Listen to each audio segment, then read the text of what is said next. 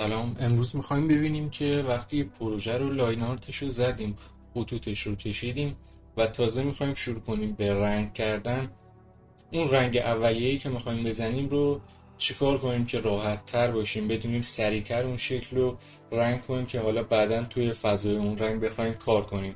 اون رنگ اولیه رو چجوری بتونیم با سرعت زیاد انجام بدیم، وقتمون رو تلف نکنیم.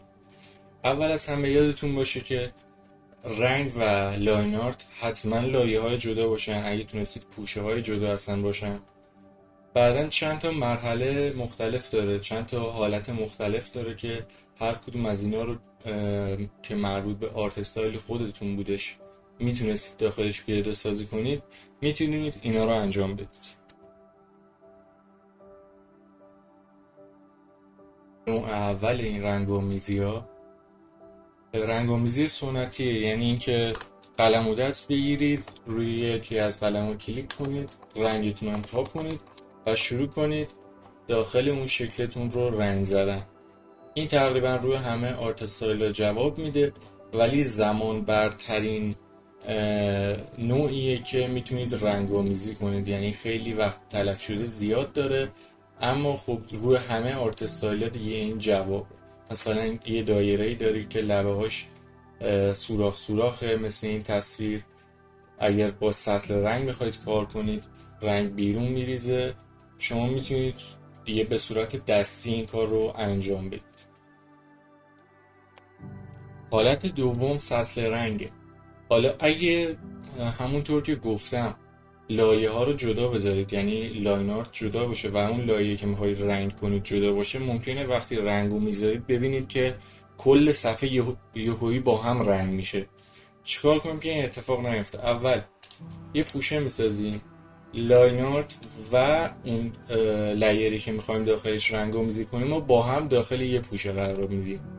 روی سطل رنگ که کلیک کردیم، از اینجا چند تا گزینه برای این سطل هست.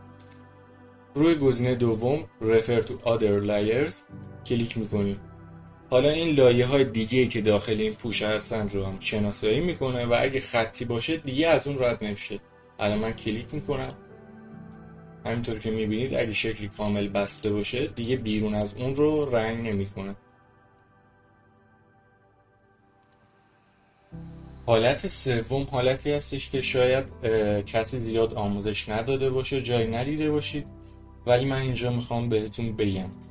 اولا لاین آرتتون رو روی حالت رفرنس قرار بدید. از اینجا یه حالت فانوس مانند هست، ست از رفرنس لایر. روی این کلیک کنید که روی حالت رفرنس قرار بگیره. روی لایه رنگ کردنتون میاد، به صورت دستی رنگ میکنید، اما یه تفاوتی داره. اینجا خواستید یه مقدارم میتونه بیرون بزنه، خیلی سرعت بیشتر. حالا پاک کن رو ور میداریم، لازم نیست ریز بریز پاک کنیم. روی این آخرین گزینه Erase along edges روی این کلیک میکنیم. اینجا چند تا گزینه داره، این تیکش رو بزنید Does not cross line reference layer. روی این که کلیک کنید چه اتفاقی میفته؟